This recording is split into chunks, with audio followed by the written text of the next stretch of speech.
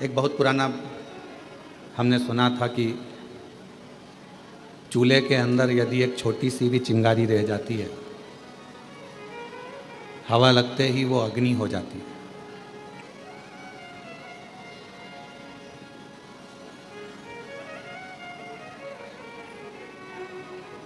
एक छोटी सी चिंगारी बाद में अग्नि का रूप ले लेती है। बस हवा लगी उसमें और उसने अग्नि का रूप लिया।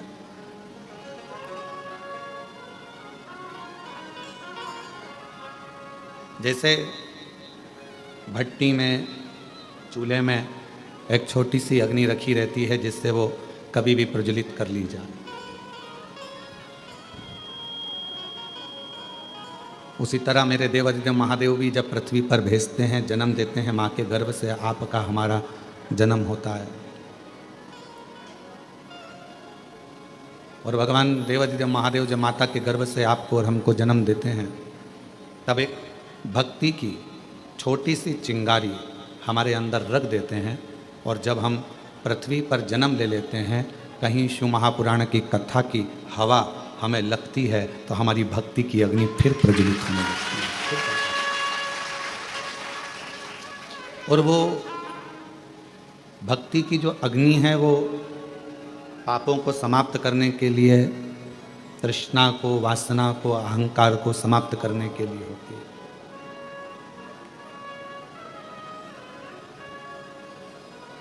यहाँ बैठकर आप कंकर शंकर का पूजन करें, 108 बैठकर 108 बार श्री शिवाय नमस्तुभ्यम का जाप करें।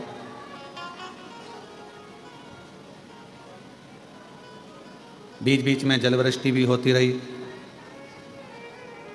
भजन करते रहे, स्मरण करते रहे, नाम जाप करते रहे, और फिर साथ में भगवान शंकर की कृपा से, करुणा से, उनकी उदारता से ये शिव महापुराण की कथा श्रवण करने को मिल गई।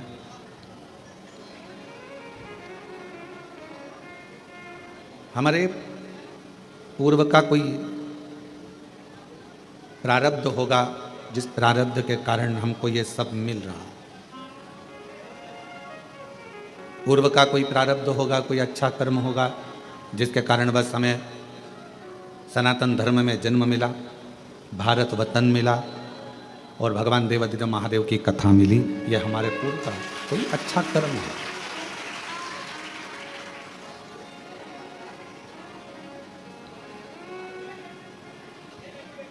दुनिया में कोई सा भी ऐसा धर्म नहीं है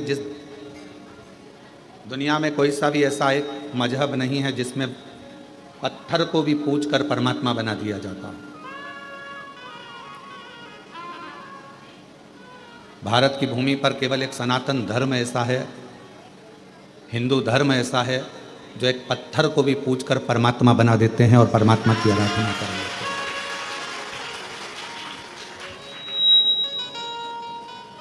कोई किसी मजहब में, किसी भी मजहब में परमात्मा की पूजन कर कर, एक कंकर की पूजन कर कर, एक पाषाण की पूजन कर कर उसमें परमात्मा कैसे देखें?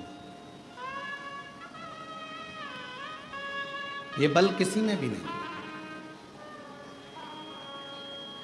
लोग सनातन धर्म की हंसी उड़ाते हैं, हिंदू धर्म की हंसी उड़ाते हैं कि ये तो पत्थर की पूजन कर रहे हैं, नदियों को माता कहते हैं, पशुओं को भी देवता कहते हैं, वृक्ष को भी भगवान कहते हैं, पर्वत को भी भगवान कहते हैं। दुनिया के लोग सनातन धर्म की हंसी उड़ाते हैं। पर दुनिया के लोगों से हम कहें, हंसी ना उड़ाकर आप अपने खुद के मजहब को देखो और हमारे सनातन हिंदू धर्म को देखो। तुम्हारे मजहब में परमात्मा को कंकर से भी नहीं पूजा जाता, उसमें परमात्मा की प्राप्ति नहीं करी जाती। पर हम वो सनातनी हैं जो एक मिट्टी को भी अगर हाथ में उठा लेते हैं तो उसको भी माता कहकर सम्मान देकर उसको अपने मस्तक पर चढ़ा देते हैं। एक मिट्टी को। यहाँ दुनिया के लोग आते हैं, कंकर शंकर की भूमि पर पहुँचते हैं, कंकर बीनते हैं, पूजन करते हैं 5 कंकर की। एक कंकर अपने साथ में लेकर जाते हैं, 3 महीने में, 6 महीने में, साल भर में जब भी वो इधर आते हैं वापिस छोड़ जाते हैं, फिर ले जाते हैं। उसमें कोई आपका जो विश्वास है, आपका जो भरोसा है, आपकी जो दृढ़ता है, उस कंकर में शंकर को ढूंढने का प्रयास करते हो।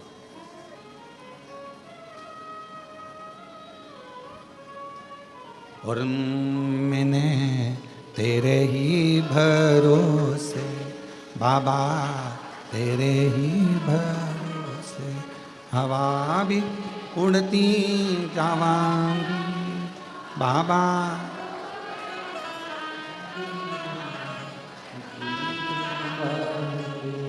भोले मैं तेरी, शंभो मैं तेरी, हवा भी उड़ती जावांगी बाबा। डोर हत्तो चढ़ी नाम कटी जा, भोले मैं तेरी, शंभो मैं तेरी। एक भक्ति की चिंगारी हमारे भीतर है, और वह भक्ति की चिंगारी ही हमें परमात्मा से मिलाती है। सब शिव महापुराण को नहीं सुनते, सब शंकर जी के मंदिर नहीं जाते, सब कुबेरेश्वर धाम नहीं आते। कौन शिव महापुराण की कथा सुन रहा है, कौन शंकर जी के मंदिर जा रहा है, कौन कुबेरेश्वर धाम जा रहा है, कौन उज्जैनी, कौन विश्वनाथ जा रहा है, कौन गंगा को नहा रहा है, कौन आराधना कर रहा है, साधना कर रहा है। भगवान ने सबको अपने, जिसके हृदय में भक्ति देकर परमात्मा ने भेजा और थोड़ी सी भी हवा उस भक्ति की चिंगारी पर पड़ी, परमात्मा ने उसको खींचकर कुबेरेश्वर धाम की धरा तक दिया। भगवान ने बुलाया। और वो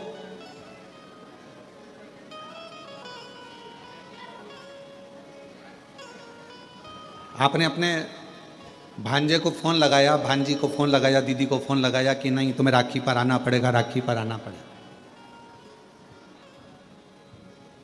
फ़ोन लगाने से पहले तुमने, दीदी के आने के पहले तुमने तैयारी करी कि नहीं करी? जम के तो बोलो, करी ना?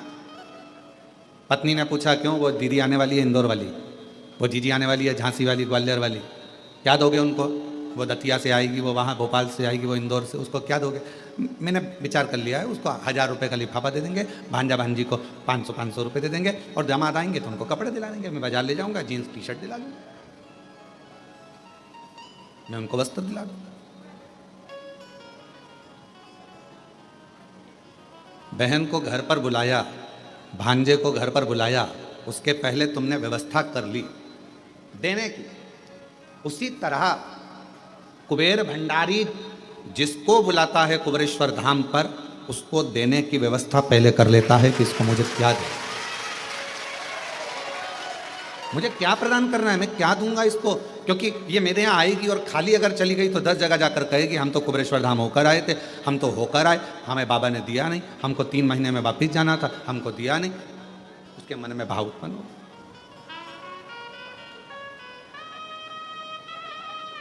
वो व्यवस्था करता है पहले। कितने लोग हैं जो भोपाल से इंदौर निकल जाते हैं पर कुबेरेश्वर धाम अंदर तक नहीं आते, और एक दिन ऐसा आता है कि वो कुबेरेश्वर धाम में अंदर तक आ जाते हैं दर्शन करने के लिए। क्यों? बाबा बुलाता तब ना। और तेरी कृपा बिना ना हिले एक भी अणु, लेते हैं सांस तेरी कृपा से अणु। बखान क्या करूं मैं राखों के ढेर का, चपटी भभूत में खजाना कुबेर का। हे गंगाधर मुक्ति गाय ओंकार तू भोले, ओंकार तू आयो शरण तिहार शंभु तारता। उसने व्यवस्था करी तुमको देने की, तो बाहर रोड पे से तुम अंदर आ, तो उसने सारा तुमको अंदर बुलाया। वो अगर व्यवस्था नहीं करता, वो व्यवस्था कुछ करता ही नहीं, तो तुम अंदर भी नहीं आते, बाहर से ही निकल कर चले जाते।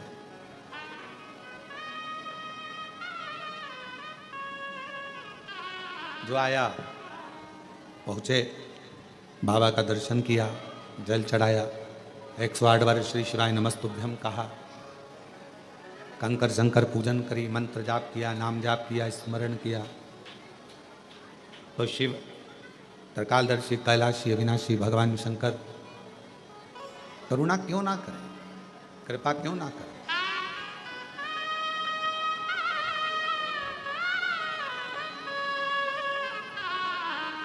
फिर शिव करुणा क्यों ना करें। आप कहीं पर भी रहो, जहां तुम्हारी मर्जी पड़े वहां रहिए, घर में, दुकान पर, फैक्ट्री में, मकान में, सर्विस में, नौकरी में, जहां तुम्हारा मर्जी पड़े वहां रहो। कई माताएं कहती हैं, कई भाई कहते हैं कि हम मंदिर नहीं जा पाते क्योंकि हमारी कॉलोनी से मंदिर बहुत दूर है। कई लोग कहते हैं कि हमारी सोसाइटी में मंदिर नहीं है। कोई कहता है हम इतनी बड़ी सिटी में रहते हैं कि वहाँ मंदिर हमारे पास में लगता नहीं। कोई कहता है कि हमारे यहाँ मंदिर तो है पर मंदिर के अंदर जाने नहीं देते। हम मंदिर के अंदर भी नहीं पहुँच पाते। कई लोग हैं और कई तरह की बाधाएं भी हैं मनुष्य के साथ। ऐसा नहीं है कि हमने आपसे कह दिया कि एक लोटा जल चढ़ाने जाओ। साउथ के कई मंदिर ऐसे हैं जिसमें प्रवेश नहीं मिलता, अंदर जाने नहीं देते। और कई कई जगह ऐसी है जहाँ मंदिर ही नहीं है, पास में नहीं जा पाते, बच्चे भी नहीं जा पाते।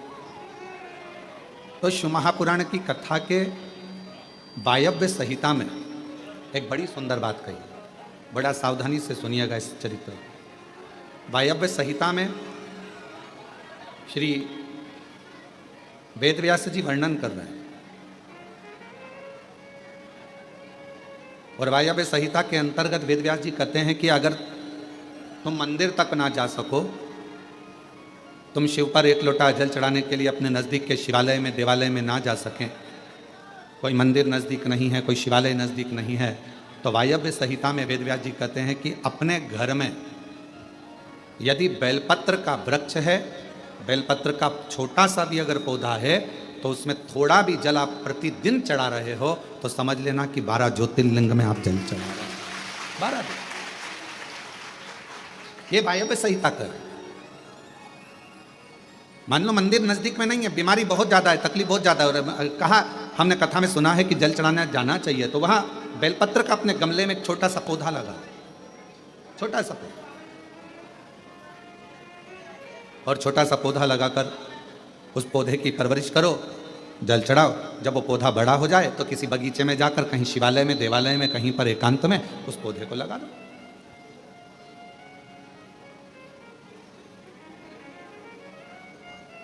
जैसे तुलसा जी को बड़ा कर कर तुलसा जी का मंगल विवाह शालिग्राम जी से होता है, देव उठनी एकादशी पर शालिग्राम बाबा के साथ मंगल विवाह किया जाता है, वैसे ही बेलपत्र के पौधे को बड़ा कर कर उसको भी शिव को समर्पित किया जाता है,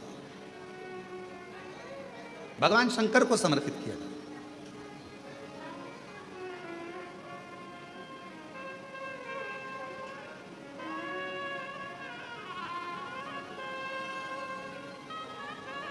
पर उस पौधे को पहले आपको बड़ा करना पड़ता है। पहले जैसे बेटी को बड़ा करते हैं और फिर उसका कन्यादान करते हैं, बेटी को बड़ा कर कर कन्यादान देते हैं, उसी तरह से बेलपत्र के पौधे को बड़ा कर कर उसकी आराधना साधना कर कर फिर उसका दान दिया जाए। कई लोग बड़े विचित्र हैं कि भाई हमको बेलपत्री का पौधा दान करना है, कुबरेश्वर धाम आए, उज्जैनी गए, किसी गुरुजी के यहाँ गए और बाजार में से पौधा ले लिया और बेलपत्र का पौधा दान कर दिया। उसको कम से कम थोड़ा समय अपने घर में तो रखो।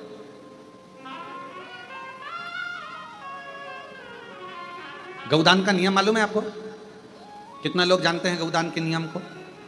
गौदान का नियम होता है, कई लोग बेटी के विवाह में गाय दान करते हैं, कई लोग कोई शांत हो जाता है तो 12वें में 13वें में गाय दान करते हैं ना, गौदान करते हैं। तो उसका नियम क्या है? गौदान का नियम होता है कि गाय को अगर दादा परदादा के लिए दान कर रहे हो, वो चले गए, शांत हो गए, उनके 12वें में, उनके 13वें में, उनके 1 महीने के बाद अगर आप दान कर रहे हो, 12वें 13वें में दे रहे हो, या कन्यादान बेटी का कर रहे हो, उसमें गौदान कर रहे हो, या तुम्हारा मन हुआ का गौदान करना है हमारे पूर्वजों, तो पहले उस गाय बछड़े को अपने घर में रखकर उसकी सेवा करना पड़ेगी 1 रात्रि 2 रात्रि, उसके बाद गौदान करो। पहले उसकी सेवा तो करो।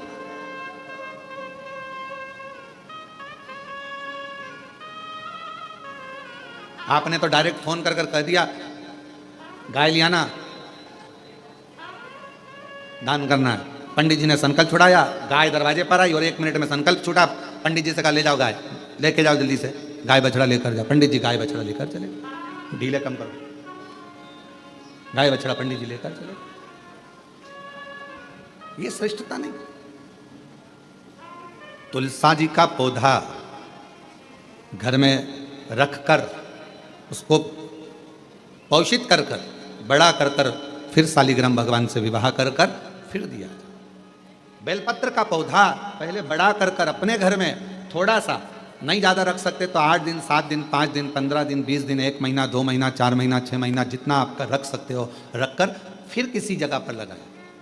क्यों, क्या जरूरत है गुरुजी अपने घर में पौधे को रखकर फिर दान करना, अपने घर में पौधे को रखकर फिर कहीं लगवाना, अपने घर में पौधे को पहले परवरिश कर कर फिर कहीं उसको लगवाना? कारण क्या पड़ता है? कारण एक है, वायव्य संहिता शिव महापुराण की कहती है, अगर हमने किसी बेलपत्र के पौधे को अपने घर में रखकर 5 दिन 7 दिन 1 महीना 15 दिन 6 महीना उसको परवरिश करा तो हमारे घर का कितना भी नेगेटिवता, कितनी भी हमारे घर में कुछ भी गंदा हो रहा है, कुछ गलत हो रहा है, कोई गलत हो रहा है, कोई झूठ बोल रहा है, कोई पाप कर्म हो गया हमारे घर में, इस भूमि पर जिसमें हम रहते हैं उस घर में एनर्जी अगर नहीं है तो आपने उस पौधे को अपने घर में रखकर उसका परवरिश कर कर 15 दिन 7 दिन 1 महीना 2 महीना 6 महीना 8 महीना जितना तुम्हारा मन कर जाए, 1 दिन 2 दिन जितना मन कर, उसके बाद पौधे को कहीं लगवा। क्यों?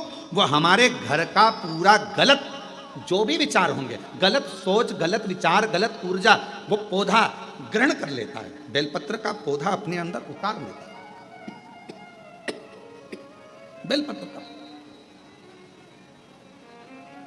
और बाद में फिर वो बेलपत्र के पौधे को हम ले जाकर कहीं रोपित कर देते हैं तो उसकी ऊर्जा हमारे घर पर हमेशा रहती है, हमेशा। कैसे?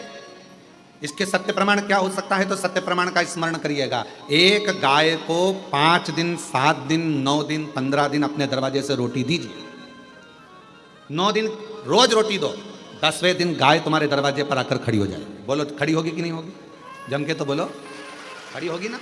गौ माता को तुमने रोटी दिया, अब गाय रोज आकर तुम रोटी खा रहे, 2 दिन 3 दिन 5 दिन तुमने रोटी दिया तो गाय आकर खड़ी हो जाएगी। एक कुत्ता को तुम्हारे दरवाजे पर रोटी देना चालू करो, 8 दिन बाद वो कुत्ता तुम्हारे दरवाजे पर बैठना चालू कर देगा। बोलो सही है कि गलत है? जम के तो बोलो, ठीक है।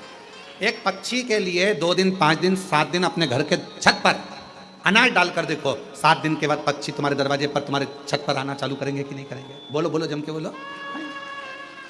पक्षी आ रहे हैं, गाय आ रही है, कुत्ता आ रहा है, किसी को दे रहे हो आप तो वो आ रहा है। उसी तरह जब हम हमारे घर में एक बेलपत्र के पौधे को बड़ा करते हैं और बड़ा करने के बाद उस बेलपत्र के पौधे को तुम कहीं पर भी, इंदौर में रहते हो सीहोर में आकर तुमने लगा दिया, खरगोन में रहते हो बरहानपुर में जाकर लगा दिया, ग्वालियर में तुम्हारा मन पड़े तुम अपने घर के आसपास में भी कहीं पर भी उस पौधे को तुम रहते यहाँ हो 200 मीटर की दूरी पर, 500 मीटर की दूरी पर, 5 किलोमीटर पर, 10 किलोमीटर कहीं पर भी जाकर उस पौधे को लगा दो। वो पौधा तुम्हारे घर में कितनी भी नेगेटिवता रहेगी वो पौधा अपने आप तुम्हारे घर की गंदगी को खींचता रहेगा, नेगेटिवता को खींचता रहेगा, कहीं पर भी है, किसी भी जगह।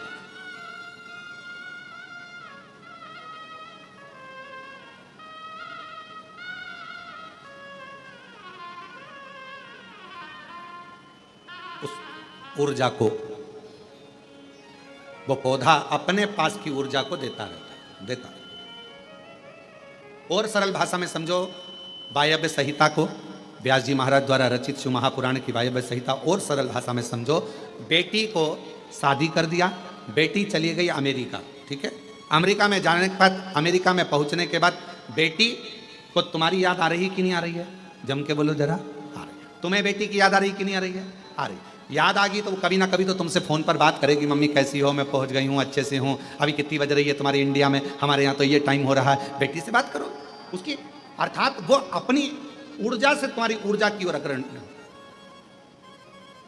अपने घर में रखे हुए बेलपत्र के पौधे को अपन ने जो पाला है, जो अपने पौधे को पोषित किया है, बड़ा किया है, 6 महीना 2 महीना 15 दिन 1 दिन 8 दिन जितना भी तुम रखे हो, उसके बाद तुम कहीं पर भी जाकर लगाओगे, तुम्हारे घर का जो गंदगी होगी, जो दुख होगा, जो तकलीफ होगी, वो पौधा उसको खींचते चले जाएगा और अपनी ऊर्जा देता चला जाएगा। अपनी ऊर्जा।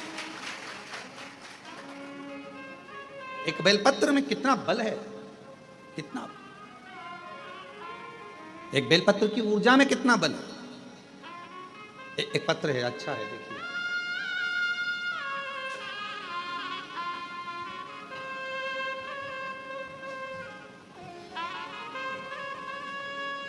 मेरा नाम शिवानी चौहान है। मैं रहने वाली निवासी मनासा जिला देवास से आई हूँ। मनासा जिला देवास से आई हूँ। कहीं बैठी हो तो पीछे से आकर बेलपत्र प्राप्त कर सकती हूँ। गुरुजी, मेरे बच्चेदानी में गठान हो गई थी। मैंने सोनकच्छ, देवास, उज्जैन सब डॉक्टरों को दिखाया, सबने ऑपरेशन का बोला था। फिर मैंने शिवजी पर चढ़ा हुआ जल और बेलपत्र को खाना, डीले कम करो डीले, बेलपत्र खाना शुरू किया। शिवजी पर चढ़ा हुआ जल और बेलपत्र खाना शुरू किया।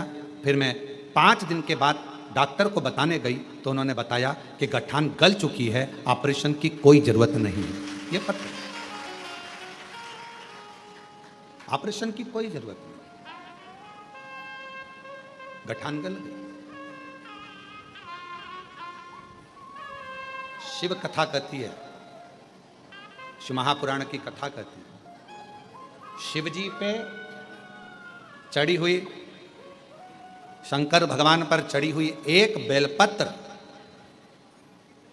आप जब शंकर जी पे चढ़ी हुई बेलपत्र को लेकर अपने घर आते हो, शिवजी पे चढ़ी हुई एक बेलपत्र जब अपने घर पर आती है, भले आपने घर पर लाकर उसे रखा या खाया, 5 मिनट, 2 मिनट, 1 मिनट बेलपत्र लेकर आए, पानी के लोटे में डालकर या जल का पात्र लेकर आए और वो बेलपत्र तुम्हारे घर में पहुंची, 1 मिनट भी अगर शंकर पर चढ़ी हुई बेलपत्र तुम्हारे घर में है तो तुम्हारे घर के हजारों दुख को वो समाप्त कर देती है। एक क्षण, एक क्षण के अंदर हजारों।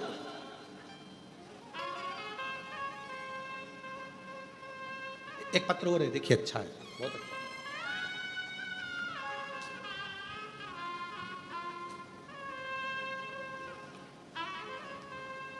मैं ममता, पति का नाम बंटी, शहर अलीगढ़ में जयगंज की निवासी हूँ। मेरा नाम ममता, पति का नाम बंटी, शहर अलीगढ़ में जयगंज की निवासी हूँ। कहीं बैठी हो तो पीछे से आकर एक बेलपत्र ले सकते हैं। 1 लोटे जल का मैं क्या बखान करूँ। मेरे 5-5 महीने में बच्चे खराब हो जाते थे, गिर जाते थे। डॉक्टर ने कह दिया था कि मेरी बच्चादानी में कोई समस्या है, जिसकी वजह से मेरे बच्चे 3 से 5 महीने के अंदर मर जाते हैं, जिससे मैं और मेरे पति पूर्ण रूप से टूट गए। हमारी सब उम्मीदें खत्म हो गई। क्यों? क्योंकि डॉक्टर ने कह दिया था कि संतान सुख नहीं हो सकता। तभी मेरी एक सहेली, एक पड़ोसी ने पशुपतिनाथ व्रत और आपकी कथा के बारे में बताया, तो मैंने पशुपतिनाथ का व्रत करना शुरू किया। कथा सुनना लगी आपकी और मेरे पति 1 लोटा जल लेकर मंदिर जाने लगे। एक दिन कथा में आपने आंकड़े की जड़ का प्रयोग बताया। बाबा की कृपा से 3 महीने भी नहीं हुए थे कि मेरा फिर गर्भ ठहर गया, लेकिन गर्भ 4थे महीने में आते से ही पहले जैसी परेशानी आने लगी। डॉक्टर ने कहा कि तुम्हारी बच्चादानी फिर बेकार हो रही है, इसमें टांके लगाना पड़ेंगे। तब हमने कहा, घबरा गए, डर गए, कहा ठीक है सर। हम 2 दिन के बाद में फिर हम शिव जी के मंदिर जाते, बेलपत्र लाकर खाना प्रारंभ करा, श्रीफल वाला, नारियल वाला प्रयोग करा और फिर वापस हम डॉक्टर के पास जब अल्ट्रासाउंड कराने के लिए गए तो डॉक्टर ने कह दिया कि अब तुम्हें टांके की जरूरत नहीं है और बाबा ने चाहा तो तुम्हें बच्चा अच्छा हो जाएगा। मैं फिर वापस धीरे धीरे तकलीफ बढ़ने लगी। डॉक्टर के हिसाब से लगा कि बच्चा पूरा नहीं होगा, घबरा गए। तब फिर बाबा की बेलपत्र लाते, अपने पास में रख लेते। ना जाने उस बेलपत्र में ऐसा क्या कि बेलपत्र को लाते से ही दुख कटना प्रारंभ हो गया और बाबा की कृपा से डॉक्टर भी सोच में पड़ गए। 5 जनवरी 2024 को मुझे पुत्र रत्न की प्राप्ति हुई, जो पूर्ण रूप से स्वस्थ है। ये एक बेलपत्र के अंदर, एक बेलपत्र के बल कितना आ जाए।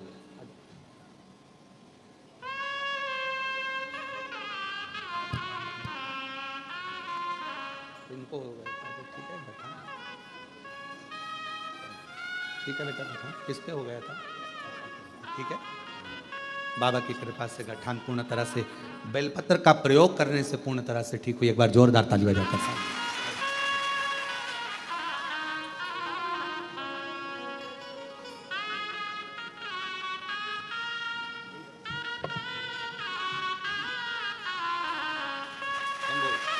एक बार जोरदार ताली बजा।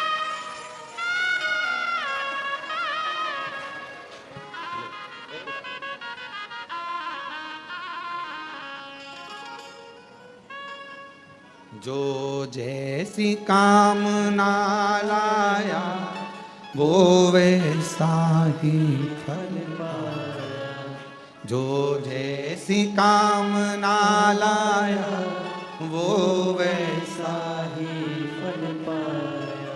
नहीं खाली उसे लौटाया वो मन ही मन हर्षाया।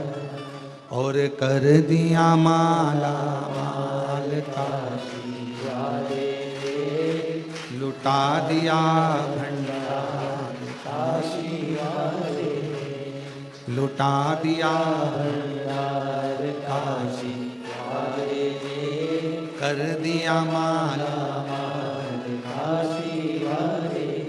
वो शिव है, वो शंकर, वो ओगड़ी, वो दयालु, वो सागर, वो कृपा करने वाला, वो दया करने वाला, वो दया की पूंजी, वो कृपा की पूंजी, करुणा की पूंजी। आप जिस भरोसे से, जिस विश्वास से, जिस आनंद से, जिस भरोसे से, जिस दृढ़ता से, जिस आनंद से उसको पूछते हो, उसको भजते हो, उसका स्मरण करते हो, उसको नाम जाप करते हो, उसको पूछते हो, वो उस रूप में आपके सामने आकर खड़ा हो जाता है। उस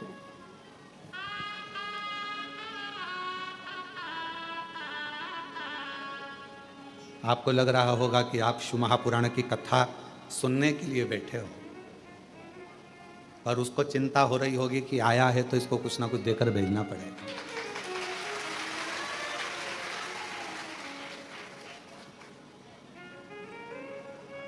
आप तो आ गए कथा सुनने के लिए कि हम कंकर शंकर का पूजन करने आए हैं, यहाँ पर 108 बार श्री शिवाय नमस्तुभ्यम बोलने के लिए आए हैं, कंकर शंकर का पूजन करने आए हैं। कथा मिल गई सुनने के लिए, हमको कथा मिल गई सुनने के लिए।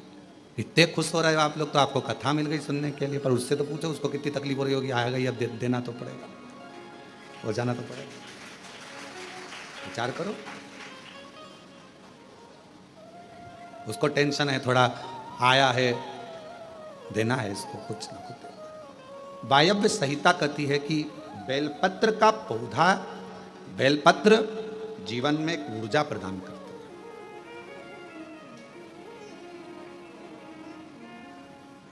आप करके देखो, एक प्रैक्टिकल जरूर करो। थोड़े दिन अपने घर में एक बेलपत्र के पौधे को रखो, छत पर, गार्डन में, गच्ची पर, बाहर, उसकी सेवा करो, उसका जल चढ़ाओ।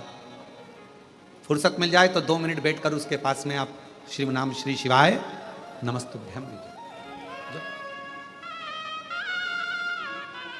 थोड़ी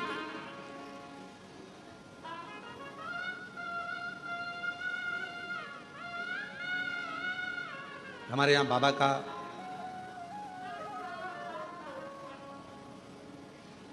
आप लोग जब पीछे ग्राउंड में जहाँ कथा होती है उस ग्राउंड से अगर उधर जाएंगे तो देखेंगे वहाँ बाबा की बेलपत्रियों की एक वाटिका है।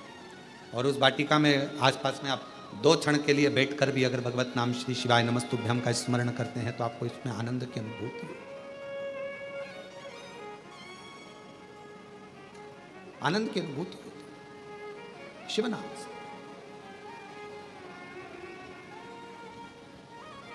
हमारे बाबा का जो पुराना वट वृक्ष है, अभी तो वहाँ के काम चल रहा है, इसलिए आप लोगों को वहाँ अंदर जाने की अनुमति नहीं होती है, तो वहाँ जाने नहीं देते हैं।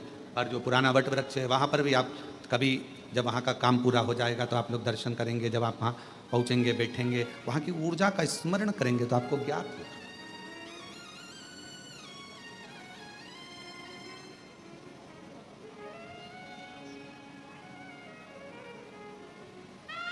कितनी ऊर्जा,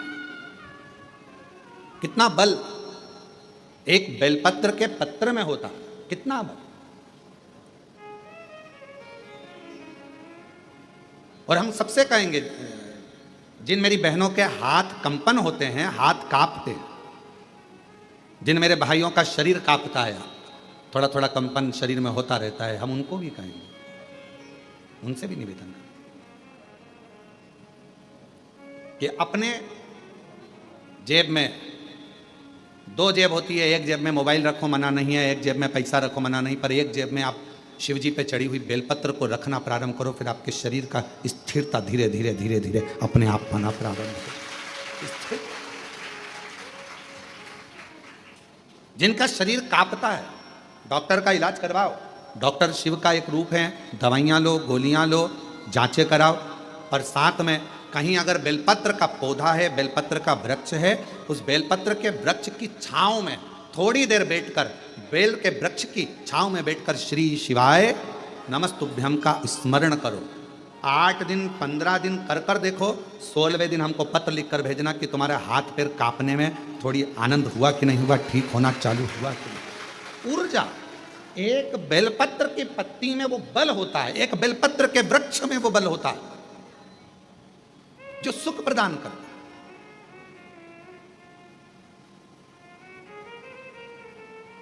जैसे जामुन के वृक्ष की लकड़ी को तुम्हारे घर की पानी की टंकी कितनी भी गंदी हो रही है, तुम्हारे घर के पानी की टंकी में कितना भी कचरा हो, कितना भी बदबू मार रहा हो, कितनी भी गंदगी हो, एक जामुन की लकड़ी जैसे घर के पानी की टंकी में डाल दी जाती है तो पूरा पानी एकदम क्लीन हो जाता है, साफ हो जाता है। उसी तरह बेलपत्र का एक छोटा सा पत्ता भी हमारे जीवन को ना जाने कितनी सफाइयां कर देता, कितना पाप कर्म, कितना दुख, कितना कष्ट, कितनी तकलीफ है। एक बेलपत्र का पौधा, एक बेलपत्र का पत्ता हमारे जीवन को आनंद दे देता। वायव्य संहिता शिव महापुराण की कथा कर एक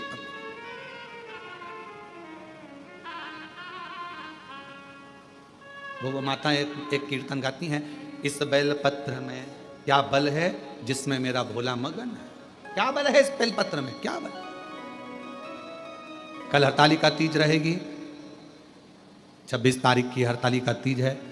कल पूरा भारत, पूरा विश्व, जगह जगह पर माताएं फुलेरा बांधेंगी। उस फुलेरे का दर्शन करने के लिए भले तुम्हारा व्रत हो चाहे ना हो, पर 5 फुलेरे का दर्शन अवश्य कर कर आओ, अपने जीवन को धन्य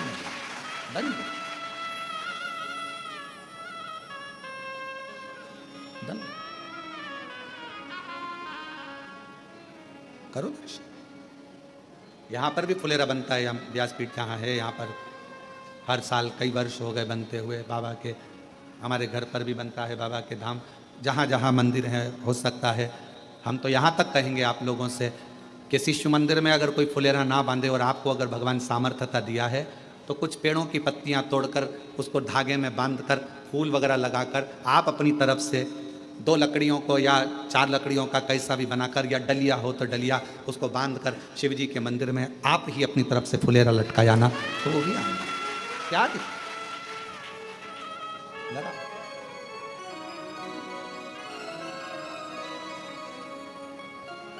टेढ़ा सा मुकुट सिर पर, वो कहते हैं ना, टेढ़ा सा चंद्र सिर पर रखा है किस अदा से, करुणा भरी है, करुणा भरी निगाह से,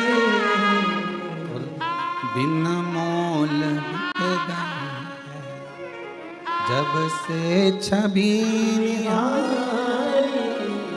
फूलों में सज रहे, गोरा के त्रिपुरारी फूलों में सज रहे, गोरा के त्रिपुरारी और साथ सज रहे, और साथ सज रहे, हिमवान की दुलारी और साथ सज रहे, हिमवान की दुलारी फूलों में सजे रहेंगे, गोरा के त्रिपुरारी फूलों में सजे रहेंगे, गोरा के त्रिपुरारी और साथ सज रही, और साथ सज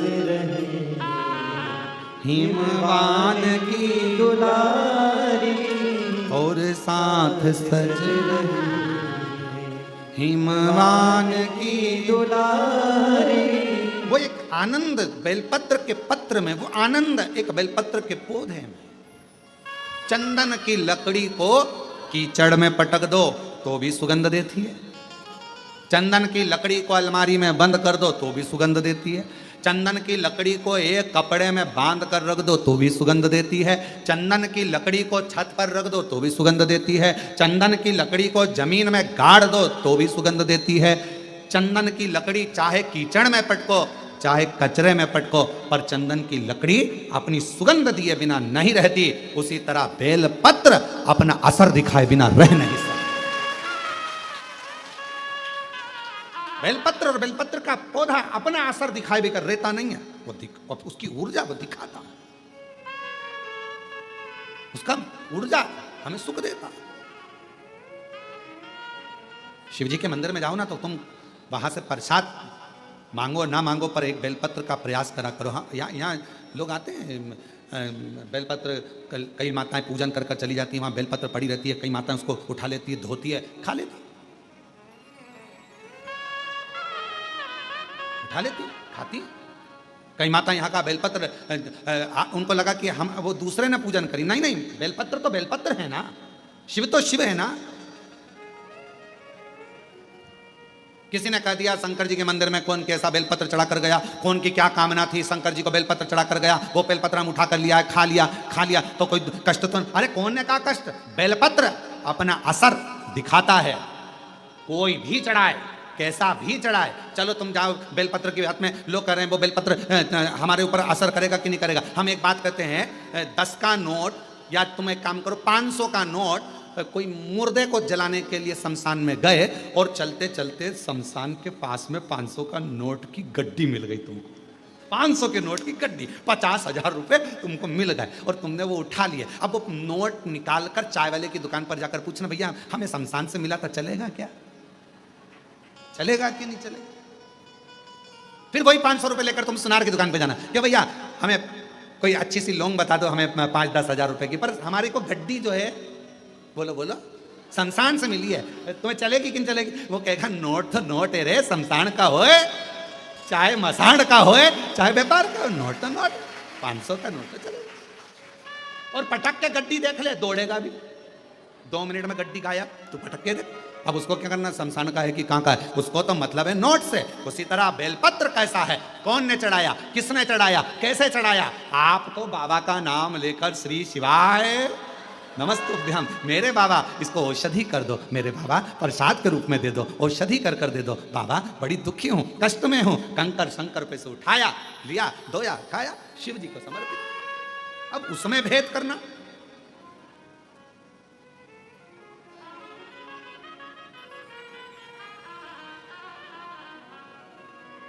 नोट तो नोट है, चाहे वो शमशान में हो, चाहे वो मकान में हो, चाहे वो बंगले में हो, चाहे वो झोपड़े में हो, नोट अपना काम अपनी जगह का। इसलिए निवेदन है, भ्रम में बिल्कुल मत पड़ना, बहुत भ्रम फैला रहे हैं लोग।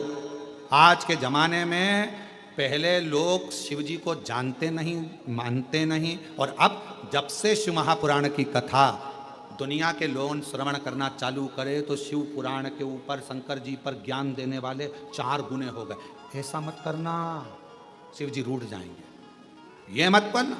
शंकर जी के मंदिर में जाओ तो ऐसा करो, शिव जी के मंदिर में गए हो तो जल मत पियो। ज्ञान देने वाले शंकर जी के प्रति दुनिया ढेर सारी हो जाएगी। जब सोशल मीडिया खोलोगे, इंस्टाग्राम खोलोगे, व्हाट्सएप खोलोगे, फेसबुक खोलोगे, तुम्हें ढेर सारे मिल जाएंगे, शिव जी का ऐसा, शिव जी का वैसा। कहीं मत पढ़ो, तुम तो तुम्हारे पास में गीता प्रेस गोरखपुर की शिव पुराण लेकर आओ, घर में पढ़ो और अध्ययन करो। और जब कुबेरेश्वर बाबा की कृपा हो जाए और कभी तुम्हारे को टीवी पर कथा श्रवण करने को बाबा कुबेर भंडारी की सुनने को मिल जाए तो उस पर स्मरण करो कि बाबा ने हमको क्या, कुछ सुनो, भटकना नहीं है। जब कोई 10 तरह की बातें बताने लगे कि अपन ने सुन रखा है कि बेलपत्र खाने से रोग मिटेगा, अपन ने सुन रखा है कि शंकर जी पे चढ़ा हुआ जल हमारा कल्याण करेगा, फिर कोई ज्ञान दे तो टीवी बंद कर दो। फिर कोई कहे कि ऐसा मत करो, वैसा मत करो, तो मोबाइल में रील चैन, फिर अपने को नहीं देख, क्योंकि अपना विश्वास टूटता। अपना भरोसा टूटता। एक तरफ तो हम भरोसा कर रहे हैं कि हमारा शंकर हमारे दुख हरेगा, और दूसरी तरफ हमने किसी के मुंह से ऐसा सुन लिया, फिर हमारा भरोसा टूट गया, ऐसा करूंगी तो ऐसा हो गया, मतलब मन फिर दो हो गए, फिर डोल गए। अभी तक एक मन था, मतलब जिससे प्रेम करा उसके प्रति तुम्हारा इतना समर्पण हो गया कि नहीं शादी करूंगी तो तेर से ही करूंगी, भले तू भेंगा हो पर तेर से ही करूंगी, चाहे खुद भी हो तेर से करूंगी, चाहे कहीं नहीं जाऊंगा तेर से करूंगी। अब थोड़े समय के बाद मालूम पड़े फिर मन डोल गया कि नहीं नहीं नहीं नहीं, इससे ज्यादा धन तो कहीं दूसरी जगह पर है, फिर अब निकलो मन स्थिर मन रखिए। हमने कुबेरेश्वर बाबा के मुख से हमने शिव महापुराण की कथा को श्रवण करा है, और हमने उनके मुख से सुना है कि जल पीने से दुख कटेगा। कटेगा ये इतने पत्र, एक पत्र और अच्छा देखो,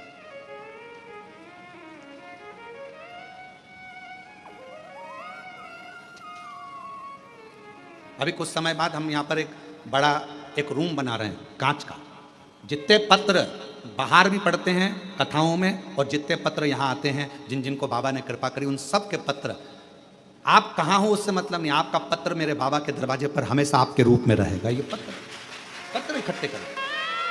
जो दुनिया के लोग कहते हैं कि कुबेरेश्वर धाम, तो उनको आकर उन पत्र को दर्शन करना चाहिए। तुम्हारा मन पड़े, निकालो और पढ़ो कि पत्र में क्या लिखा है, कितनी कृपा। एक पत्र देखिए, मेरा नाम कृष्णा गोस्वामी है, मैं झांसी उत्तर प्रदेश से हूँ, मेरी उम्र 85 साल, और मैं 2022 से रोज शिव महापुराण की कथा आपकी सुन रही हूँ। गुरुजी, मेरी शिव महापुराण छूटती नहीं, मैं ऐसा बाबा के मन में भाव रखकर कथा सुनती हूँ। बीच बीच में कथा नहीं आती तो मैं टेंशन में पड़ जाती हूँ। मेरी जी बिल्कुल टेंशन मत लो, प्रयास करते हैं कि कथा में गैप ना हो, चाहे कैसे भी कथा आपको सुनने को मिले, भले ऑनलाइन मिले पर मिल जाए और आप लोग श्रवण कर लें, इससे लिए ऐसा प्रयास करें। गुरुजी, शिव महापुराण सुनते बाबा की ऐसी कृपा हुई कि असंभव भी शिव महापुराण कथा के सुनने से संभव हुआ है। गुरुदेव, सीहोर में हमारे मामा जी के घर हैं, पता चला कि ऑनलाइन शिव महापुराण की कथा आपकी चल रही है। गुरुदेव, 10 साल से मुझे एक बीमारी थी यूरिन की, वो प्रॉब्लम इतनी ज़्यादा थी कि उसका ऑपरेशन डॉक्टर मेरी उम्र के हिसाब से नहीं कर सकते। पर 10 जून को हम बाबा के इस पवित्र प्रांगण को आए और बाबा से विनय कर गए कि 10 साल से मुझे यूरिन की तकलीफ है और मैं कहीं जा नहीं सकती, आ नहीं सकती, इतनी ज़्यादा तकलीफ है। 10 साल पर किसी ने कहा है कि कुबेरेश्वर धाम की भूमि पर अगर कंकर शंकर का पूजन करा जाए और एक रुद्राक्ष लेकर जाया जाए, उसका जल पिया जाए, बाबा कृपा कर। गुरुजी, मैं एक दिन भी सही से नहीं रहती थी उस यूरिन की प्रॉब्लम के कारण, 10 साल से तकलीफ में थी। 10 जून से यहाँ से जब से मैं बाबा की पूजन कर गई हूँ, आज तक बाबा की कृपा से मुझे कोई तकलीफ नहीं हुई यूरिन की। मैं बाबा की कृपा से ठीक, कहीं बैठी हूँ तो बेलपत्र लेने के लिए आ सकती। मेरा नाम कृष्णा गोस्वामी है, मैं झांसी उत्तर प्रदेश से हूँ, मेरी उम्र 85 साल है। शिव की कृपा और तेरी कृपा का किस पर हो, जरा सी हम पर कर दो, जरा सी हम पर कर दो।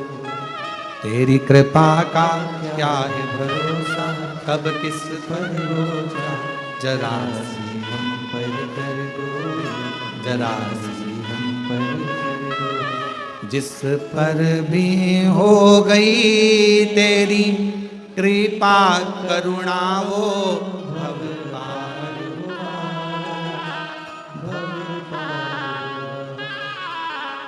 पकड़ लेना जितना उसका भी बाबा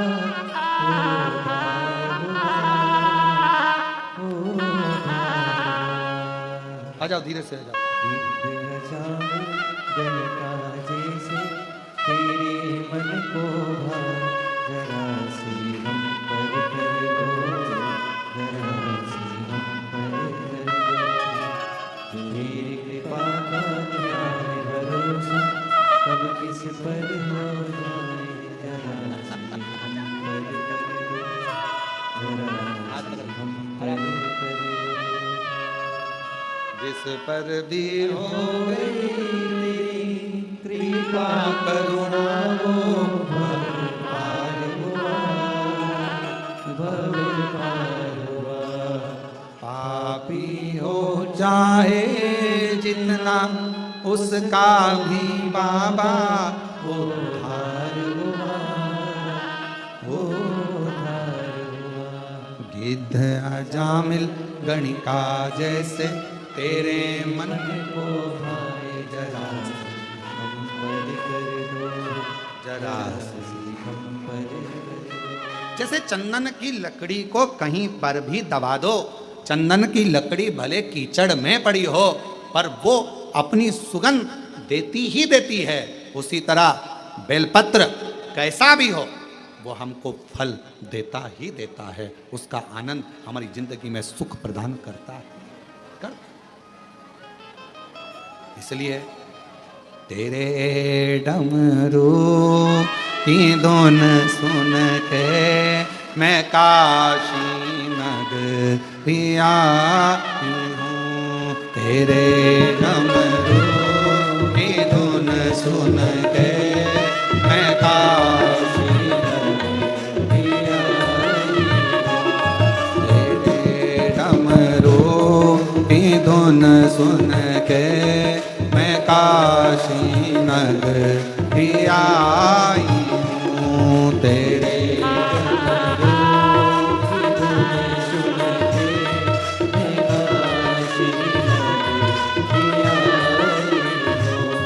मैं काशी नगरी आई हूँ, मैं काशी नगरी आई हूँ, मैं काशी नगरी आई हूँ, मैं काशी नगरी आई हूँ। मेरे भोले ओ बम भोले मैं काशी नगरी आई हूँ, मेरे भोले प्रेशर बोलो ओ बम भोले मैं काशी नगरी आई हूँ, मेरे भोले ओ बम भोले मैं काशी नगरी आई हूँ, मेरे भोले ओ बम भोले मैं काशी नगरी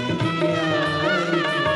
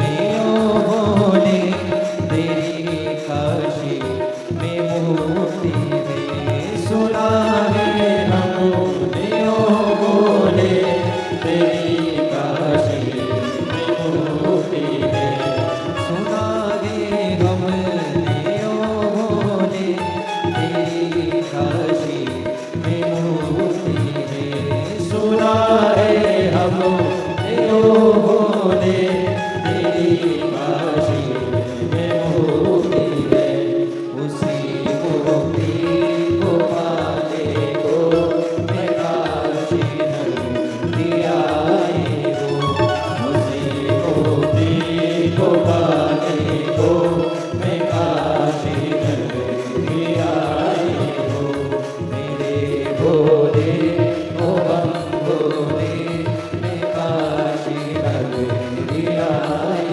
हूँ मेरे भोले ओ बम भोले मैं काशी नगरी आई हूँ सुना है हमने ओ भोले तेरी काशी में गोरा है सुना है हमने ओ भोले तेरी काशी में गोरा है सुना है हमने ओ भोले तेरी काशी में गोरा है सुना है हमने ओ भोले तेरी काशी में गोरा है उसी गोरा को पाने को मैं काशी नगरी आई हूँ उसी गोरा को पाने को मैं काशी नगरी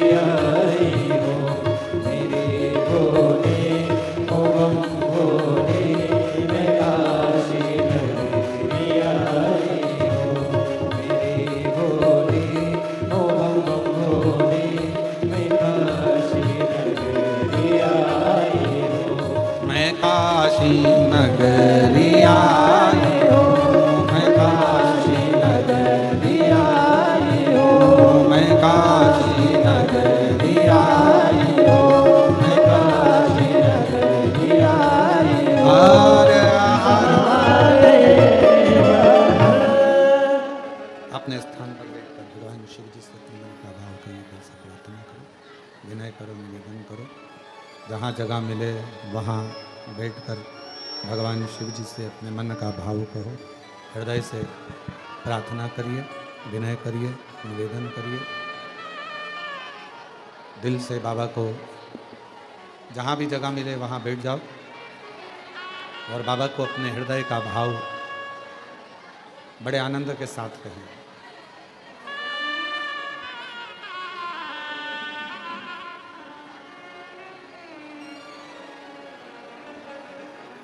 शिव जी को आनंद से प्रार्थना करिए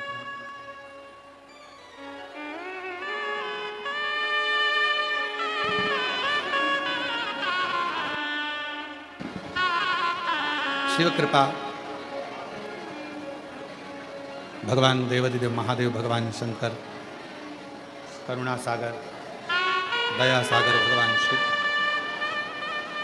ओगड़दानी बाबा से अपने मन का भाव बड़े आनंद के साथ हृदय से करिए प्रार्थना दिल से निवेदन करिए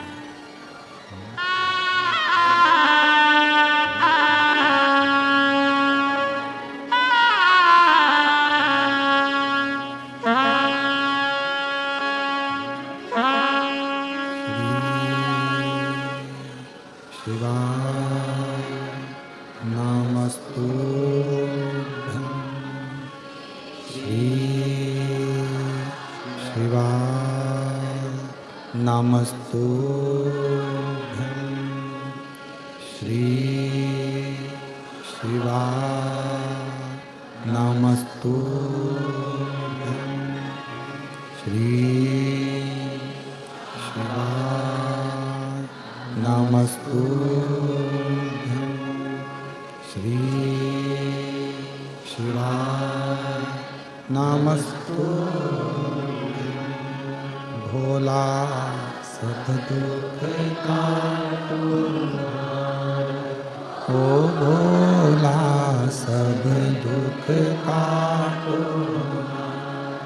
शिव शंकर जपो तेरी माला, भोले बाबा जपो तेरी माला, भोला सब दुख काटो, ओ भोला सब दुख काटो। वेश मंगल मंगलकारी, वेश मंगल मंगलकारी, शमशान वासी हमारा, शमशान वासी हमारा, ओ भोला सब दुख काटो, ओ भोला सब दुख काटो।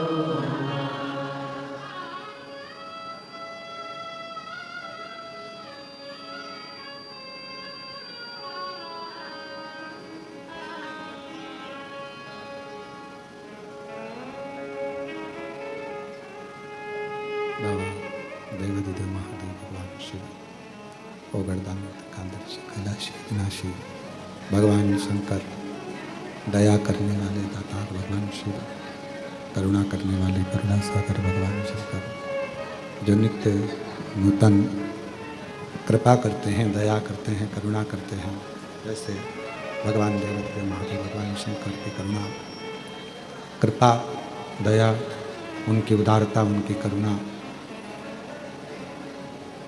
एक बेलपत्र की पत्ती में, एक बेलपत्र की पत्ती में, एक बेलपत्र के वृक्ष में जो बल होता है, जो ऊर्जा होती है, वो ऊर्जा कोई साधारण नहीं होती है। शिव महापुराण की वायव्य संहिता आप और हमको ये उपदेश देती है, यह बताती है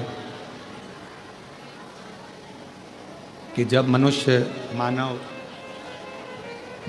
या मनुष्य किसी भी विघ्न में, किसी भी तकलीफ में, किसी भी कष्ट में घिरता है, तब उस समय पर उसको बेलपत्र के वृक्ष की छांव एक बल देती है, एक ऊर्जा देती है, एक बल देगी, एक ऊर्जा देगी।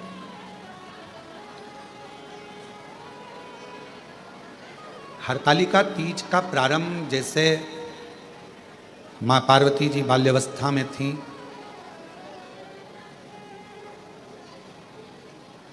पिताजी उनका ध्यान रखते और कहते कि कहाँ भटक रही हो तुम, क्यों इधर उधर जाना, कहाँ पहुँचना, क्यों जाना। तब पार्वती जी ने एक गुफा के अंदर, पार्वती जी ने, माँ जगत जननी जगदम्बा माता पार्वती जी ने एक गुफा के अंदर, एक तंद्रा में बालू का शिवलिंग बनाकर, एक कंदरा में बालू का शिवलिंग बनाकर अपनी सहेलियों के साथ में हरताली का व्रत किया।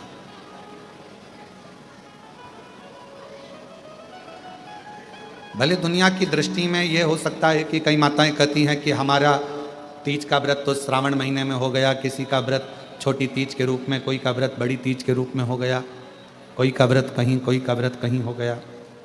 पर शिव महापुराण की कथा कहती है तुमने कोई सी भी तीज का व्रत करा हो वो सब स्वीकार है माँ को, पर हरताली का व्रत एक ऐसा व्रत है जिसमें आप व्रत ना भी करें तो भी फुलेरे का दर्शन कर कर उस व्रत का पूरा पुण्य फल आप प्राप्त कर सकते हैं।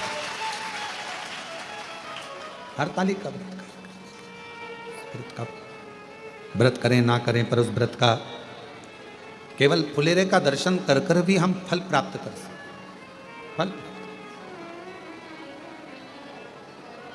शिव कथा कर, भगवान शंकर का चरित्र कह रहा है, शिव महापुराण की कथा भगवान शंकर का पवित्र चरित्र कह रहा है, शिव तत्व कह रहा है। छोटी सी अवस्था है मां पार्वती जी की, छोटी सी अवस्था। और माँ जगतजननी पार्वती जी की जब छोटी सी अवस्था है और उस अवस्था में अपनी सहेलियों के साथ में कंदराओं में पहुंच जाना, वन में पहुंच जाना और कंदराओं में जाकर भगवान शंकर की आराधना करना, अर्थात शिव महापुराण की कथा हमको सीख देती है कि अपने घर के बच्चों को, छोटे छोटे घर के जो बच्चे हैं उनको प्रयास करा करो कि उनको ये सीख दी जाए कि तुम शंकर जी के मंदिर में एक लोटा जल चढ़ाने के लिए जाओ, जल समर्पित करने के लिए जाओ। एक कथा आप लोगों ने श्रवण करी होगी श्रीमद् भागवत कथा में कि देवता और राक्षसों ने मिलकर मंथन किया।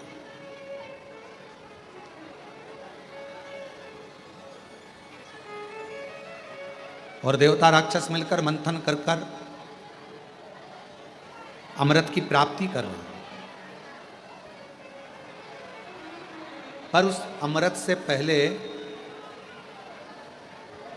जब वो अमृत प्राप्त होता है उसके पहले गौ माता भी निकलती है उस मंथन में, विष भी निकलता है उस मंथन में। गौ माता भी सभी को, ऋषियों को, गुरुजनों को दी गई।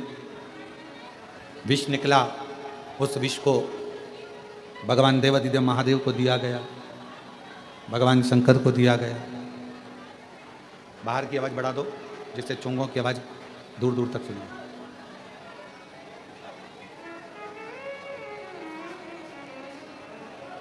फिर आखिरी में शिव महापुराण की कथा कहती है फिर अमृत प्राप्त हो, अमृत। और कितनी बड़ी सुंदर विचित्र कथा है शिव महापुराण में। देवता और राक्षस मिलकर मंथन करे, उस मंथन में बाद में अमृत की प्राप्ति हो।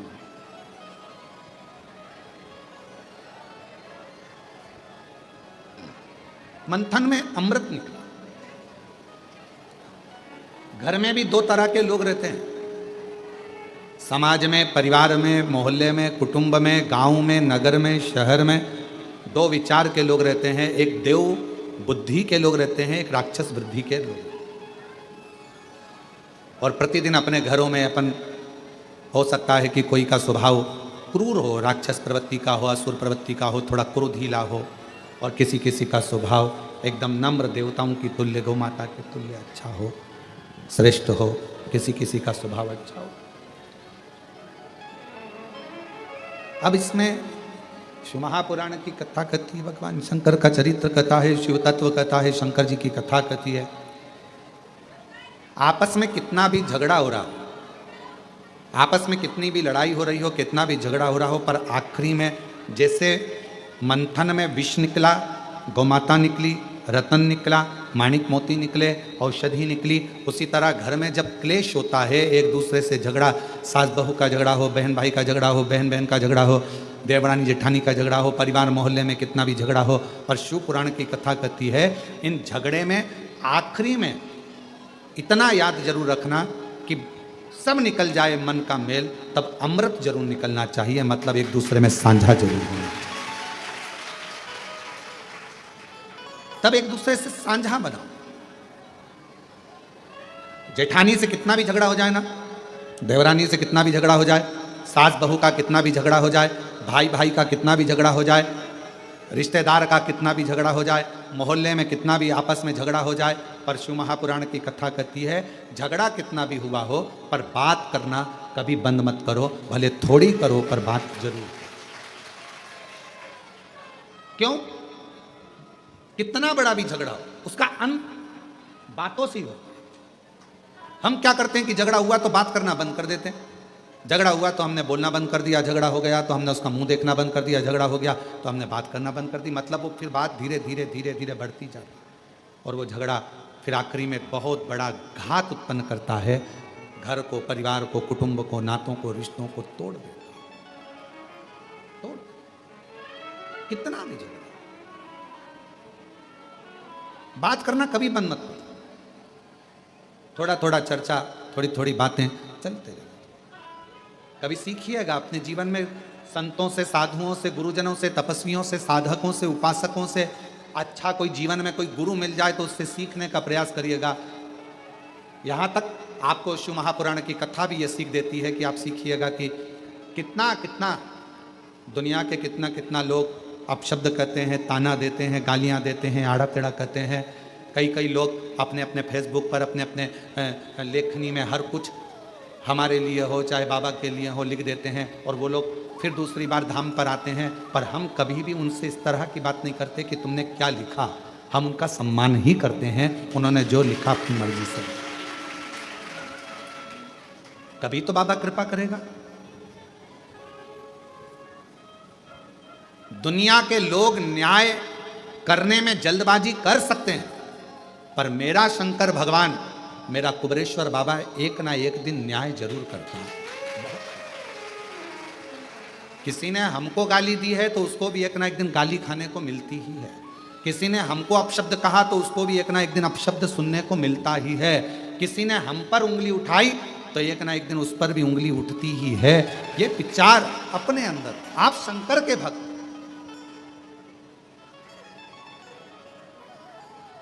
आप विद्वान हैं, आप किसी पर उंगली उठा रहे हो तो एक दिन कोई बड़ा विद्वान आपको भी मिलेगा, आप पर भी उंगली उठाए, फिर उसको भी कोई मिलेगा तो वो भी उंगली उठाए। इसलिए अपने निर्णय को, अपने न्याय को परमात्मा पर छोड़ दो, हम उसके आश्रित। जेठानी ने झगड़ा कर लिया, बात करना बंद कर दिया। देवरानी ने झगड़ा कर लिया, बात करना बंद कर दिया। सास ने झगड़ा कर दिया, बहू ने बात करना बंद कर दिया। बहू ने करा तो सास ने बात, ना ना, आपस में बातचीत चालू रहने दो।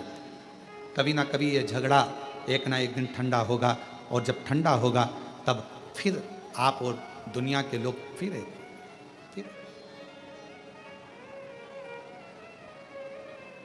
एक मंथन हुआ। समुद्र मंथन में विष निकला, गौ माता निकली, औषधि निकली, रतन निकला, माणिक मोती निकले। उसके बाद में अमृत बाद में निकला, अमृत बाद में। और बाद में हुआ क्या? आखिरी में हुआ क्या?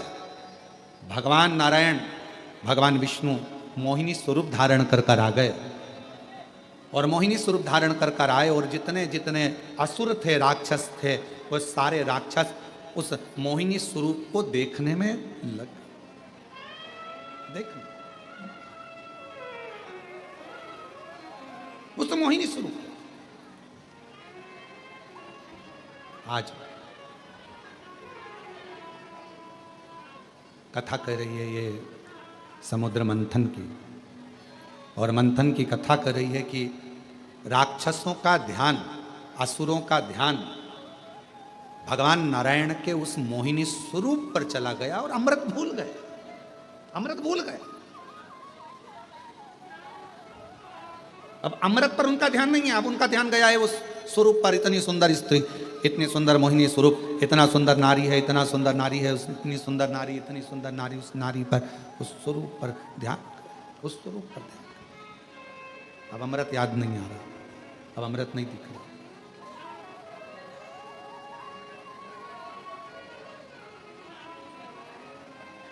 जिसकी बुद्धि, जिसका विवेक, जिसकी दृष्टि गलत हो जाती है, वह अच्छाइयों को छोड़कर बुराइयां छांटने लगता है।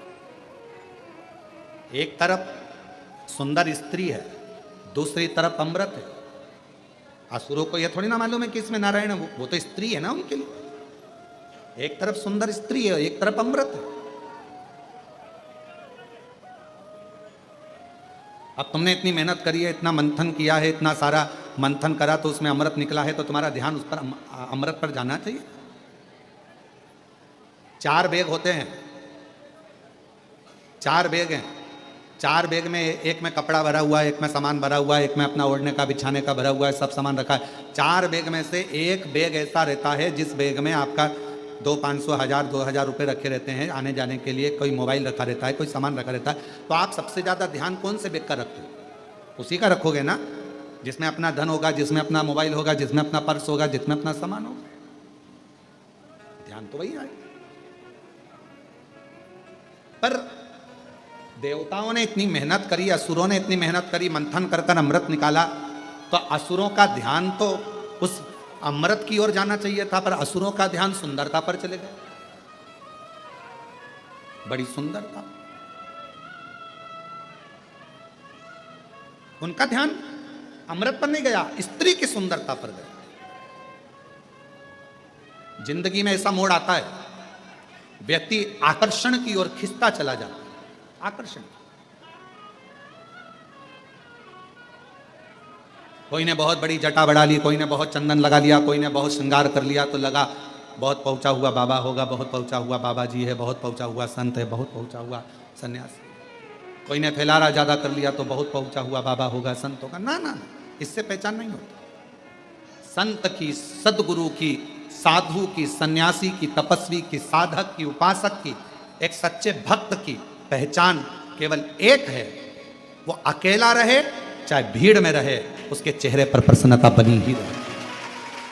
एक संत की, एक साधु की, एक सन्यासी की, एक तपस्वी की, एक साधक, एक उपासक, एक विरक्त की, एक सन्यासी, एक संत की, एक भक्त की सबसे बड़ी पहचान है, अकेला होगा तो भी प्रसन्न होगा, भीड़ में होगा तो भी प्रसन्न होगा, परिवार के साथ होगा तो भी प्रसन्न होगा, और परमात्मा के साथ होगा तो भी प्रसन्न होगा। उसकी प्रसन्नता खत्म, ये उसका आनंद।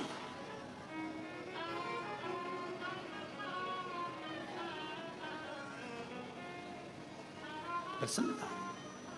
कई कई लोग ऐसे रहते हैं जो जिंदगी भर उनका चेहरा उतरा ही रहता है, मुंह उतरा ही रहता है, और हम उनसे कहते हैं भगवान ने इतनी सुंदर स्माइल आपको दी है, अच्छे अच्छे दांत हैं आपके, थोड़ा हंसा करो, बुढ़ापे में गिर जाएंगे फिर कैसे हंसोगे, थोड़ा मुस्कुराया करो, थोड़ा मुस्कुरा दिया करो। आज भगवान ने तुमको अच्छे अच्छे दांत दिए हैं, अच्छा अच्छा चेहरा दिया है, थोड़ी प्रसन्नता, थोड़ी मुस्कुराहट। कई लोग ऐसे होते हैं धाम पर भी आते हैं, कुबेरेश्वर धाम पर, तो भी उनका चेहरा उतरा रहता है। हम कहते हैं अपने बाप के घर आई हो तो थोड़ा खिलखिला लिया करो, अपने दामादों से निवेदन है तुम भी मुस्कुरा लिया करो, अपने पिता के घर आए हो थोड़ा प्रसन्न चित्त में रहने का प्रयास करो, तुम्हारी प्रसन्नता से 10 लोगों को प्रसन्नता होती है। कई लोगों ऐसे हो जाते हैं बेचारे, जब धाम पर आते हैं ऐसा लगता है जैसे खूब मार ठोक के आए हैं।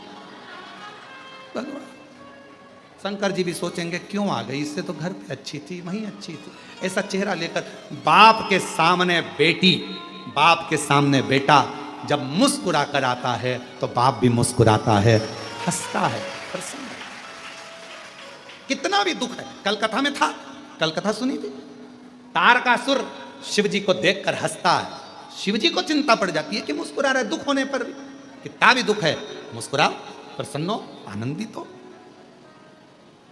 क्यों ना दुख कटेगा। एक पत्र है, अच्छा है, देखिए।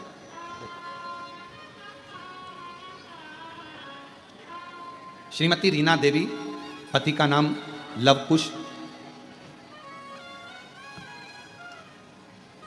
सिंह, जेतपुर कला, बहा, आगरा, उत्तर प्रदेश से आए हैं। कहीं बैठे हों तो आ सकते हैं। सन 2014 से लगातार कोशिश करने के बाद भी असफलता हाथ लग रही थी। हमारे बड़े बेटे पुत्र ओमकार सिंह सरकारी नौकरी के लिए 2014 से कोशिश कर रहा था। फिर हमारे घर की एक बहन ने बताया शिव महापुराण के बारे में, फिर हमने कथा सुनना प्रारंभ किया, किंतु विश्वास नहीं टिका। फिर वही वाली बात आ गई कि इतनी जल्दी विश्वास नहीं आ सकता। सियोर वाला महाराज पर, कुबेरेश्वर धाम पर इतनी जल्दी विश्वास आ जाना कठिन है। जब तक शंकर की कृपा नहीं होगी तब तक विश्वास आ ही नहीं सकता, आएगा ही नहीं। क्या हो सकता है सब? अब 2014 और अभी क्या चल रहा है, जम के बोलो 2025। हमें विश्वास नहीं आया। हमने सोचा इसी पड़ोसन ना जाने कितने कितने महाराजों का बताते रहते हैं भरोसा। तब पड़ोसन ने कहा आप मेरी बात पर भरोसा मत करो, आप टीवी पर कथा सुनो। हमने टीवी पर कथा सुनना प्रारंभ करा और कथा सुनने के लिए टीवी के सामने बैठ जाते। हमारे बेटे से हमने कहा तू अब की बार एग्ज़ाम दे, बाबा करेगा। बेटे ने फिर एग्ज़ाम दिया, उसका नहीं हुआ। बेटे का मन खराब हुआ कि मम्मी हुआ नहीं। मैंने कहा अब की बार पशुपति व्रत कर, शिव जी के मंदिर में जाकर साफ सफाई कर। मेरे बेटे ने शंकर जी के मंदिर में साफ सफाई करना प्रारंभ कर दिया और साफ सफाई करता, पशुपति व्रत करता। आप कहते हो कि मेहनत को 4 गुना बढ़ाओ, मेरे बेटे ने अपनी मेहनत को 4 गुना बढ़ाया। और आज बाबा को धन्यवाद देने के लिए आई हूँ गुरुजी। बाबा थोड़ा नहीं देता, देता है तो छप्पर फाड़ कर देता है। मेरे बाबा से तो एक बेटे की जॉब मांगी थी सरकारी, पर मेरे बाबा ने मेरे दोनों बेटों की सरकारी नौकरी लगा दी। मैं बाबा को प्रणाम करने, मेरे दोनों बेटों की सरकारी नौकरी लगवा दी और दोनों का बीएसएफ में हो गया। मैं बाबा को प्रणाम करने के लिए आई।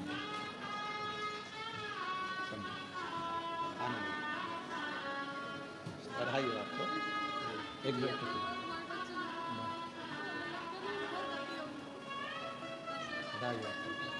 बधाई आपको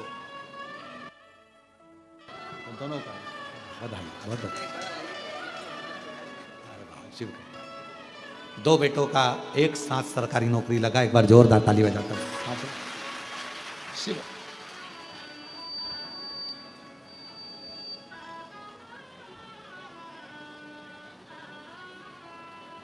एक पत्र और बड़ा सुंदर है। मैं राजस्थान के जिला सीकर तारापुर की रहने वाली हूँ। मेरा नाम रेणु है, पति का नाम जितेंद्र है।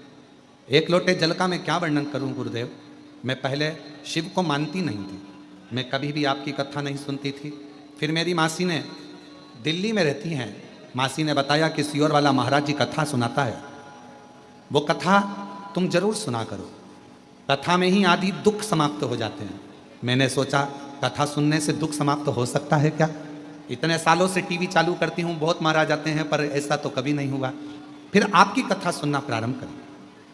आपने कई उपाय बताए, वो मैंने करे। मैं बहुत तकलीफ में थी, बाबा ने मेरा धीरे धीरे हाथ पकड़ा। गुरुजी विश्वास तो कैसे करती, पर आपकी वाणी से कथा सुनने पर मैंने भरोसा करना प्रारंभ कर। और मेरा बेटा जो कि बोलने में हकलाता था, सारे डॉक्टरों का इलाज करवा लिया था, पर उसका हकलाना बंद नहीं हुआ था। गुरुदेव मुझे भी कमर में दर्द था, तो डॉक्टर ने ऑपरेशन बताया था। तब मैंने बाबा की कृपा से उन कथा सुनते, उपाय करते, बेलपत्र और जल का उपाय करना प्रारंभ करा। आज मेरे बेटे ने धीरे धीरे हकलाना बंद करा और बाबा की कृपा से मेरा ऑपरेशन भी नहीं हुआ और मैं पूर्ण तरह से स्वस्थ हूँ। शिव को नमन करने के लिए आऊँ।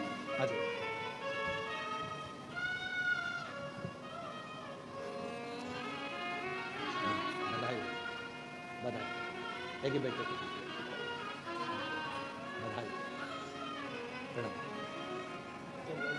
शिव तत्व। डॉक्टर ने कमर का ऑपरेशन का बोला था, पर बाबा की कृपा से, शिव की कृपा से ठीक हूं और बच्चे ने भी धीरे धीरे हकलाना बंद कर दिया। शिव तत्व, आपका विश्वास, आपका भरोसा, आपकी दृढ़ता। मंथन में अमृत निकला है और मंथन के समय पर मोहिनी स्वरूप में भगवान भी हैं। असुर का ध्यान सुंदरता पर चले गया, स्त्री पर चले गया, सुंदरता में उनकी दृष्टि चली गई, पर भगवान के ये नहीं जाने हैं कि भगवान ने उनकी सुंदरता पे दृष्टि चली गई और अमृत छूट गया। अमृत छूट। ऐसे कई लोग हैं संसार में जिनसे शिव महापुराण रूपी अमृत छूट रहा। हमारा निवेदन है, जिंदगी में अगर भगवान आपको इस लायक बनाया है, आपके अड़ोस में, पड़ोस में, धड़ोस में, कहीं पर भी किसी को भी तकलीफ होती है, आप उसको एक प्रेरणा दिया करो कि शिव महापुराण की कथा सुनो और शिव जी के मंदिर में जाकर एक लोटा जल चढ़ाना प्रारंभ करो, दुख कटना प्रारंभ। कुबरेश्वर धाम तो बाद में आना, बाद में, जब मेरा बाबा तुम्हारा हाथ पकड़ ले, जब मेरा बाबा तुमको अच्छा कर दे, जब मेरा बाबा तुमको स्वस्थ कर दे, जब मेरा बाबा आपको अच्छा आनंद सुख प्रदान कर दे, तब कुबरेश्वर धाम आओ। बाद में पहले तो बाबा के जहां हो, अपने घर में रहकर, दुकान पर रहकर, ऑफिस में रहकर कथा को सुनना प्रारंभ सुनो और अपने चेहरे पर परम सत्य परम आदरणीय विश्वविख्यात पूज्य गुरुदेव के पावन चरणों को नमन करते हुए और आप सभी शिव भक्तों के चरणों में नमन करते हुए सुंदर आज विराम दिवस की कथा हम सभी श्रवण कर रहे हैं। और स्वागत का क्रम हम सभी ने देखा किस प्रकार से व्यासपीठ का स्वागत, वंदन, अभिनंदन करते हुए जो हमारी संस्कृति है, हमारी सभ्यता है, उसमें निरंतर स्वागत का क्रम चलता हुआ आप सभी को ज्ञात है किस प्रकार से मेरे कुबेर भंडारी ने, मेरे राजा धीराज महाकाल राजा ने हम सभी को जो प्रदान करा है, हम सभी को जो आशीर्वाद दिया है, वह निश्चित ही हम शब्दों में बयान नहीं कर सकते। देखिए प्रतिदिन लाखों सैकड़ों की संख्या में, हजारों की संख्या में पत्र आते हैं, लेकिन उन पत्रों में से मात्र कुछ पत्र ही पूज्य गुरुदेव हम सभी के बीच में साझा कर पाते हैं और हम सभी उन पत्रों के माध्यम से जान सकते हैं कि किस प्रकार से मेरे कुबेर भंडारी ने, राजा धीराज महाकाल राजा ने हम सभी का हाथ पकड़ा है और हम सभी का भंडार भर कर रखा है। और देखिए, यही कुबेर भंडारी की कृपा है कि उनका आशीर्वाद हमारे साथ हर पल, हर समय, हर घड़ी बना रहता है। क्योंकि किसी ने बड़ा ही सुंदर कहा है, आंखों में आंसू कभी वो भरने नहीं देता, आंखों में आंसू कभी वो भरने नहीं देता, चेहरे पर कभी दर्द उभरने नहीं देता। और इतने दयालु है मेरे महादेव, इतने दयालु है मेरे महादेव कि टूट भी जाऊं तो कभी वो बिखरने नहीं देता। हम सभी अगर किसी भी दुख परेशानी से गुजरते हैं, लेकिन वो हमें हारने नहीं देता, वो हमें गिरने नहीं देता। निरंतर उनका आशीर्वाद हम सभी के साथ में बना रहता है। और आप सभी को ज्ञात है, ये कुबेर भंडारी की पावन धरा है। इस धरा पर आने के बाद में मेरे महादेव की कृपा दृष्टि निश्चित ही रूप से सभी भक्तों पर विद्यमान होती है। और हम सभी ने देखा है किस प्रकार से अगर महादेव की कृपा होती है तो लंगड़ा चलने लगता है, गूंगा बोलने लगता है, और जिसकी किस्मत में कुछ भी नहीं लिखा होता है वह व्यक्ति भी फर्श पे से ऊपर अर्श पर पहुंच जाता है। यह कुबेर भंडारी की कृपा है जो हम सभी को कई पत्रों के माध्यम से श्रवण करने को प्राप्त हुई है।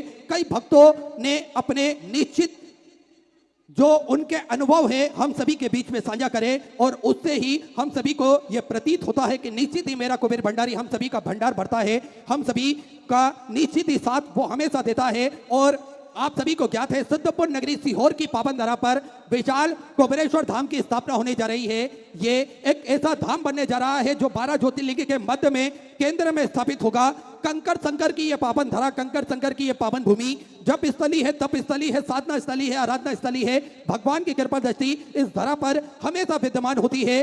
कंकर के रूप में शंकर को पूजा जाता है और कंकर शंकर का महत्व इस धरा पर निश्चित ही हम सभी को देखने को मिलता है। आप सभी ने देखा होगा किस प्रकार से इस धरा पर सेवा का कार्य भी निरंतर सुचारू रूप से चलता है, जिसमें विश्व की सबसे बड़ी और भव्य भोजनशालाओं में से एक कुबेर भंडारी की भोजनशाला जो कि प्रतिदिन सुचारू रूप से चलती है, जिसमें लाखों, सैकड़ों, हजारों भक्त भोजन भंडारे का आनंद लेकर अपने जीवन को कृतार्थ करते हैं, आनंद में करते हैं। साथ में आप सभी को ज्ञात है, स्वास्थ्य संबंधी सेवाओं में पूज्य गुरुदेव हमेशा बढ़ चढ़कर कार्य करते हैं, जिसमें प्राथमिक उपचार केंद्र जो कि विगत कई वर्षों से निःशुल्क रूप से चलता आ रहा है, जिसमें दवाई गोली भी निःशुल्क रूप से वितरण की जाती है, और समय समय अनुसार स्वास्थ्य शिविर भक्तों की सुविधा के लिए निःशुल्क रूप से लगाए जाते हैं, ताकि के भक्त अपने स्वास्थ्य संबंधी जानकारी बड़े ही आराम से प्राप्त कर सके। साथ में 2 एम्बुलेंस भक्तों की सुविधा के लिए 24 घंटे उपलब्ध रहती है। और आप सभी को ज्ञात है, सर्व सुविधा युक्त हॉस्पिटल का निर्माण कार्य जो कि पूज्य गुरुदेव के सानिध्य में चल रहा है, कुछ ही दिनों में यह हॉस्पिटल बनकर तैयार हो जाएगा, और जिसमें वेंटिलेटर की व्यवस्था हो, ऑक्सीजन की व्यवस्था हो या ब्लड संबंधित व्यवस्था हो, सारी सुविधाएं भक्तों के लिए रखी जाएंगी, ताकि के भक्तों को किसी भी प्रकार की कोई दिक्कत परेशानी ना हो। साथ में जो 251 कमरों की भव्य विशाल धर्मशाला बनने जा रही है, उसका निर्माण कार्य बढ़ाते हुए 100 कमरों का और इजाफा करते हुए 351 कमरों की यह भव्य विशाल धर्मशाला बनेगी, जिसके अंतर्गत लगभग 15 से 16 बड़े बड़े हॉल भी बनाए जाएंगे, ताकि के भक्त बड़े ही आराम से रुककर भगवान का भजन कीर्तन स्मरण कर कर अपने जीवन को कृतार्थ में कर सके, आनंद में कर सके। साथ में आप सभी को ज्ञात है, इस धर्मशाला से जुड़ा हुआ एक लक्ष्य और है पूज्य गुरुदेव का। इसमें प्रतिदिन निःशुल्क रूप से कन्या विवाह करे जाएंगे, जिसमें भक्तों को किसी भी प्रकार की कोई दिक्कत परेशानी ना हो। ऐसे सेवा के सारे प्रकल्प चलते हैं पूज्य गुरुदेव के सानिध्य में। आप भी इन प्रकल्पों से जुड़ सकते हैं, कंधे से कंधा मिलाकर चल सकते हैं, कदम से कदम मिलाकर चल सकते हैं। तो टीवी स्क्रीन पर श्री मिथिलेश सेवा समिति के 2 account number, axis bank account, central bank of India का चल रहा है।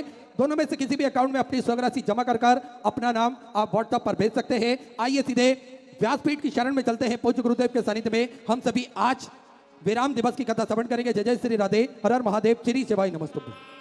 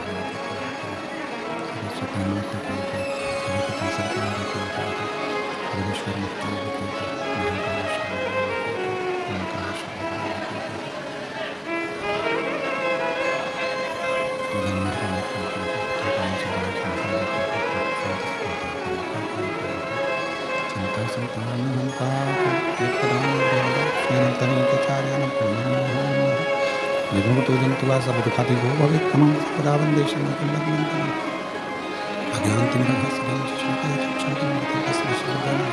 नमामि हृदय शरणं लक्ष्मी चतुरभीश्व विस्तवास्मि जायते सुखं सदा